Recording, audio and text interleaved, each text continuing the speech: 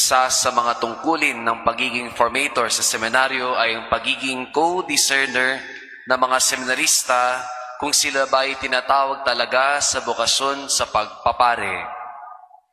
Noong ako po ay na-assign sa seminaryo, sa high school seminary sa Bimalay, may mga pagkakataong nilalapitan ako ng mga seminarista at ang tanong nila, Father, ipagpapatuloy ko pa po ba? Will I still continue to the vocation to the priesthood? Ang ibig sabihin, nagre-discern na siya. Kaya ang laging kong tugon sa bata ay, discern very well, brother. Discern.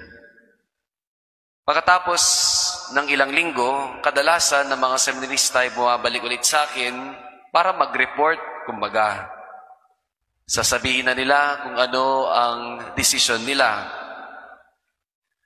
Sasabihin ng ilan, Father, magpapatuloy po ako. Yung ilan, Father, lalabas na po sa seminaryo. Pero may paborito akong tugon pag binabanggit at sinasambit na ang kanilang desisyon. I always ask, Brother, have you prayed first? Have you prayed before making that decision? Have you prayed very well before making a discernment? Ang tanong, nagdasal ka ba muna? Kadalasan, nauutal, napapakamot, at napapanganga na lang sila pag ganun ang lagi kong tinatanong. Did you pray first? Nagdasal ka ba muna? Kadalasan ang sasabihin, Father, hindi. Ulitin mo ang discernment mo.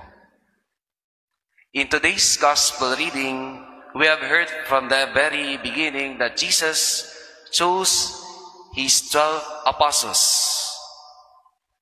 Pero ang tanong ay, paano pinili ba ni Jesus ang 12 apostoles niya? We can also find it in the very beginning of our gospel reading today. It states, Jesus departed to the mountain to pray, and He spent the night in prayer to God. Isipin ninyo, kailangan pang mamundok ni Jesus para lang magdasal kung sino ang pipiliin niyang 12 apostoles. Umakyat pa siya ng bundok para lang magkaroon ng katahimikan at manalangin ng taimtim. Jesus, before making a decision and always before making His final decision, He always pray first. Simple lang po ang invitasyon sa atin ng Diyos ngayong araw, mga kapatid kay Kristo. Whenever we make decisions in life, especially big decisions in life, pray first. Magdasal muna. Try also consulting God. Sabihin mo kay Lord, Lord, ano po bang dapat pipiliin ko? What should I choose? Maniwala kayo sa hindi, most of the times, the Lord asks us to choose what is difficult, to choose what is challenging, and if I may say, to choose what we do not like. Yun ang kadalasan ang sambit at sagot ng Panginoon.